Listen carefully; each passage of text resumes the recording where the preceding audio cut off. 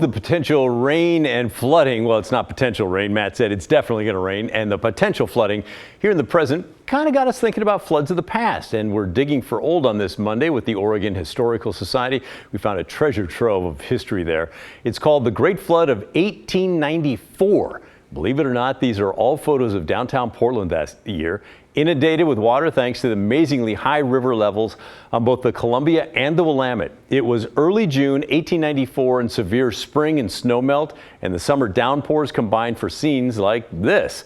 The Columbia River rose to 39.7 feet. The Willamette was not far behind at 33.5 feet.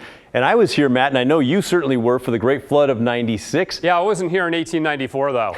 And maybe, you know, what's interesting about that flood, too, Pat, is that the Columbia River made the Willamette River back up. So water out of the Columbia pushed and backed up the Willamette into downtown Portland. That is truly amazing. Well, in 96, the big flood that a lot of us were here for, that only reached 28 feet. So that gives you a great comparison of how much more that 1800s flood was. How do these numbers, Matt, compare with the normal levels that we see? Well, they're off the charts. I mean, you know, those readings that we saw in 1894 and then in 1996, and there were other big floods too, like December of 64, the Christmas flood of 1964. I wasn't here for that one either.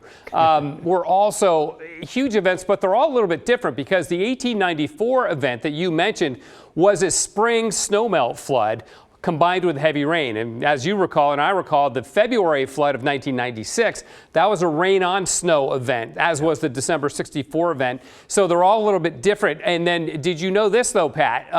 The biggest flood in Oregon's history wasn't a big widespread flood like this. It was a flash flood, 1903 in Heppner. A 40 to 50 foot wall of water swept through that town, destroyed it. I think somewhere around 200 people died and perished in that flood as Willow Creek overflooded its banks. There had 2-foot diameter poplar trees that were snapped like corn stalks. So amazing. Yeah, and frightening. Yes. Wow. Well, it was not all gloom and doom, though. How about a picture in front of the Crystal Hotel? Portlanders pretending to be hunters and taking aim at duck decoys that were floating down the street.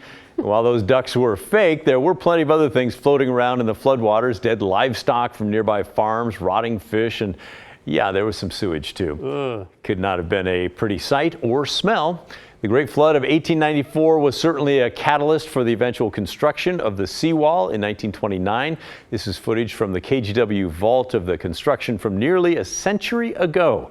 The U.S. Army Corps of Engineers and local governments used the flooding numbers from 1894 to figure out how high to build those levees along with the Columbia River. So I guess it's hopefully not going to be that high again. We'll see you tomorrow.